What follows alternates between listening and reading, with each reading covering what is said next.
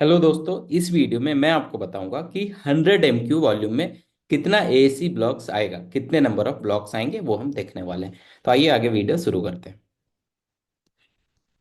तो सबसे पहले मैं आपको बता देता हूँ एसी ब्लॉक होता क्या है, उसके बेसिक्स के बारे में बात कर लेते हैं। तो एसी ब्लॉक का फुल फॉर्म होता है auto clapped aerated concrete blocks. ये लाइट वेट होता है। नॉर्मली इसको हम हाई राइज बिल्डिंग्स में यूज करते हैं ताकि बिल्डिंग के ऊपर लोड कम आए। और अगर इसका साइज पे हम बात करें तो ये मार्केट में अलग अलग डायमेंशंस में अवेलेबल है, जिसका डिटेल आपको IS 2185 में मिल जाएगा। तो आगे बढ़ते हैं वीडियो में और देखते हैं कि ये नंबर्स कैसे कैलकुलेट किया जाता है। तो सबसे पहले मैं आपको बता दूं कि एसी ब्लॉक मेनली किन किन साइजों में अवेलेबल होता है। तो ये टेबल आप जो यहाँ पे देख रहे हैं, इस टेबल में मैंने लेंथ, हाइट और थिकनेस कंसिडर कर रखा है। ये सारे में है यूनिट। तो एक तो एसी ब्लॉक का डायमेंशन होता है 600 बाई 200 बाई 100। इस पिक्चर को अगर आप देखते हैं तो ये वाला पोर्शन आपका हाइट हो गया, जहाँ पे मेरा एरो दिख रहा है इसको हाइट कहेंगे।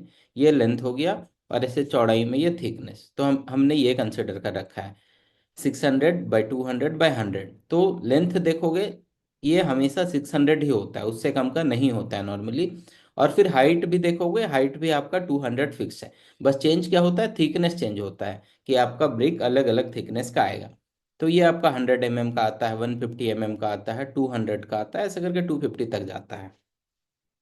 उसके बगल वाले टेबल में मैंने लिख रखा है कि अगर इनको मैं मीटर में कन्वर्ट कर दूं 600 को, मतलब 600 को 0.6 meter into 0.2 meter into 0.1 meter को मैं मल्टीप्लाई करूं तो आपको ये वैल्यू मिलेगा। आप चाहो तो करके देख सकते हो। इसका मतलब हो गया कि एक ईंटे का वॉल्यूम कितना होता है मीटर क्यूब में, मतलब वॉल्यूम पर मीटर क्यूब यहाँ पे, इसलिए मैंने लिख भी रखा है। तो ऐसे सारे डायमेंशंस का यहाँ मीटर क्यूब में वॉल्यूम हमने लिख रखा है, ताकि आगे इसको हम कैलकुलेशन में यूज करने वाले हैं, इसीलिए यहाँ पे लिखा है। तो अब आगे देखें, तो अब हमें देखना है कि 100 MQ, जैसे मैंने शुरू में बताया था कि 100 MQ में कितना एसी ब्लॉक आएगा वो निकालने वाले हैं हम इसमें। तो वो कैसे निकालेंगे, उसका सिंपल सा लॉजिक है, total volume required by volume of one block. तो टोटल वॉल्यूम कितना है, हमने शुरू में ही बोला कि हम 100 MQ का निकालने वाले हैं।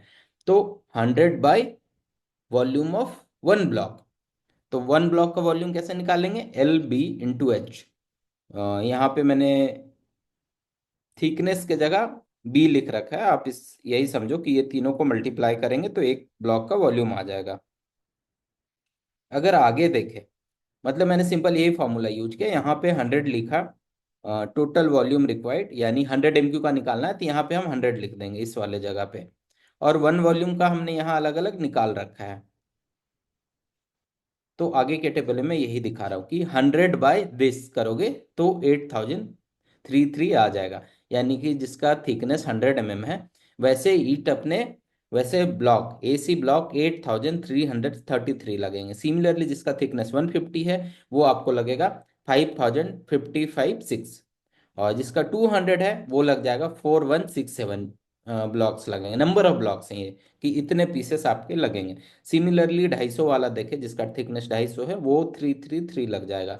मतलब ये हमने कैसे निकाला, 100 by volume of one block. Volume of one block यहाँ पे लिखा हुआ है कि इसका वन ब्लॉक का वॉल्यूम इतना है, इसका इतना है, ऐसे यहाँ लिखा हुआ, आप एक बार डिवाइड करके खुद भी चेक कर सकते हो।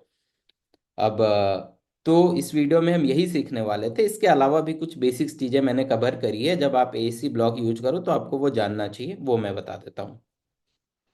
तो आगो आगे अगर देखते हो, तो ये जो पूरा हमने कैलकुलेशन किया, इसमें और क्या क्या फैक्टर कंसिडर करना चाहिए एज ए क्वांटिटी एस्टिमेटर, अगर आप क्वांटिटी निकाल रहे हो तो। सबसे पहले तो नॉर्मली जब हम लगाएंगे, इसको ब्लॉक को लगाएंगे, तो उसका कुछ मोटर थिकनेस भी होगा। मोटर तो नहीं यूज करते हैं यहाँ पे, हम केमिकल यूज करते हैं नॉर्मली। पर जो भी लगाएंगे उसका एक थिकनेस होगा, वो एज पर वो केमिकल होता है, मेंशन होता है, या प्रोजेक्ट रिक्वायरमेंट के ऊपर होता है। तो अभी के लिए मान लो वो 10 mm होगा, 10 mm से कम ही हो सकता है। तो उसका भी कुछ थिकनेस होगा। तो हमने ऊपर का नंबर जो भी निकाला है ये उससे कम आएगा, क्योंकि बीच में हम थोड़ा सा केमिकल भी डाल रहे हैं तो स्पेस बढ़ जा रहा है, राइट। तो वो एक फैक्टर कंसिडर करना पड़ेगा, तो नंबर ऑफ ब्लॉक्स घट जाता है। इसके अलावा क्या इशू आएगा, इसके अलावा इशू आता है कि वेस्टेज हो सकता है ब्लॉक का। मान लो कि आप 10th फ्लोर में काम कर रहे हो और आपका ब्लॉक है नीचे ग्राउंड फ्लोर पे, तो ग्राउंड फ्लोर से 10th फ्लोर तक चढ़ाओगे, डैमेज हो सकता है। चढ़ाने में टूट गया, या फिर उतारने के बाद हैंडलिंग में टूट गया, एक जगह से दूसरे जगह मूवमेंट के दौरान टूट सकता है, गिर गया, कुछ भी हो सकता है, राइट। तो वैसे 3 to 5% कंसिडर करना चाहिए। तो जो भी आपने यहाँ नंबर निकाला, मान लो कि ये 250 वाले का 333 निकला है, तो इसका 5% इसमें और ऐड कर दो, ताकि आपको काम के दौरान कम ना पड़े और इसके चलते आपका काम स्लो ना हो।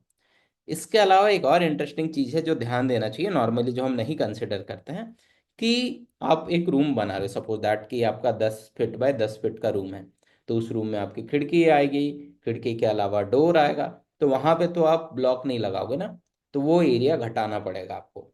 तो ये मैं आपको बस स्टैंडर्ड प्रोसेस बता रहा था, ताकि आप समझ पाओ कि निकाला कैसे जाता है, और उसके बाद वो खुद खुद से कर सकते हो। चलो आपको एक टास्क दे रहा हूं मैं, कि 10 बाय 10 फीट का एक रूम है, और उसमें अगर हम एसी ब्लॉक यूज करें 600 बाय 200 बाय 200 वाला, तो कितना ब्लॉक्स आएगा, ये आप कैलकुलेट करके बताओ। इसमें आपको कंसिडर करना है कि 7 फीट बाय 3 फीट का एक डोर है जो हम हटाएंगे, इसके अलावा 4 फीट बाय 4 फीट का एक विंडो है।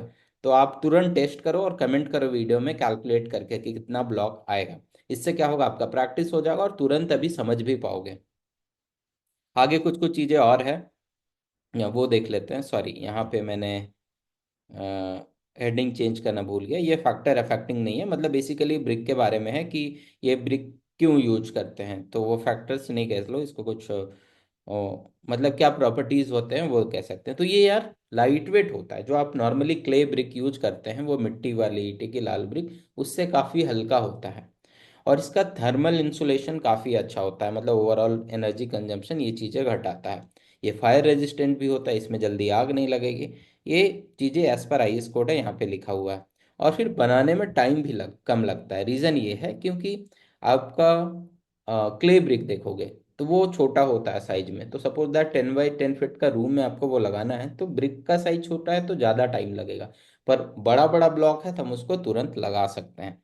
तो ये तो बेनिफिट्स कह सकते हैं जो एसी ब्लॉक का होता है। सिंपली ये कंक्लूजन लिखा हुआ है, जो अभी तक हमने डिस्कस किया वो लिखा हुआ, आप इसको पढ़ लेना। और पूरा वीडियो देखने के लिए बहुत बहुत धन्यवाद। अगर वीडियो अच्छा लगा हो तो मेरे यूट्यूब चैनल को सब्सक्राइब कर लो, दोस्तों के साथ शेयर कर लो, और ऐसे ही सिंपल बेसिक्स वीडियो जो आपको डे टू डे लाइफ में यूज होता है वो इस चैनल में मिल जाएंगे। पूरा वीडियो देखने के लिए एक बार फिर से धन्यवाद।